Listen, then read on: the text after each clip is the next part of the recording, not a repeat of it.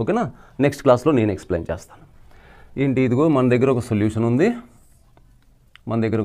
ఉంది. ఈ సొల్యూషన్ పైన లేబుల్ ఏమో 0.2 మోలార్ ఉంది, ఇది 100 ml. ఓకేనా. సో దీనికి నేను ఒక 400 ml H2O వాటర్ యాడ్ చేస్తాను.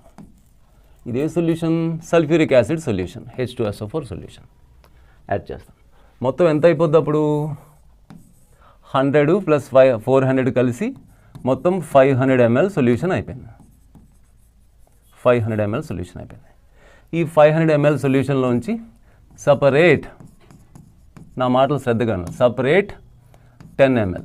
ఇదిగో ఈ 500లోంచి 10 ml సపరేట్ చేయమన్నాను. ఇదిగో ఇది చిన్న 10 ml, అది 10 ml. ఓకేనా.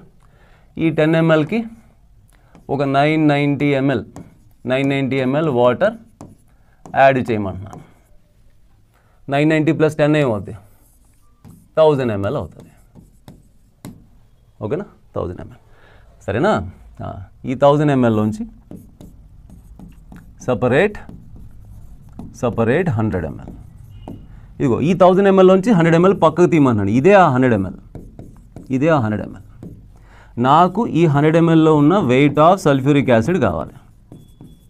ఓకేనా. ఎస్, నాకు మెసేజ్ చేయండి. నెక్స్ట్ క్లాస్లో నేను ఎక్స్ప్లెయిన్ చేస్తాను ఇది ఎట్లాగా. ఇక్కడ 2 కాన్సెప్ట్స్ ఉన్నాయి, ఒకటి డైల్యూషన్, ఇంకొకటి సపరేషన్. ఎట్లా సార్ అని.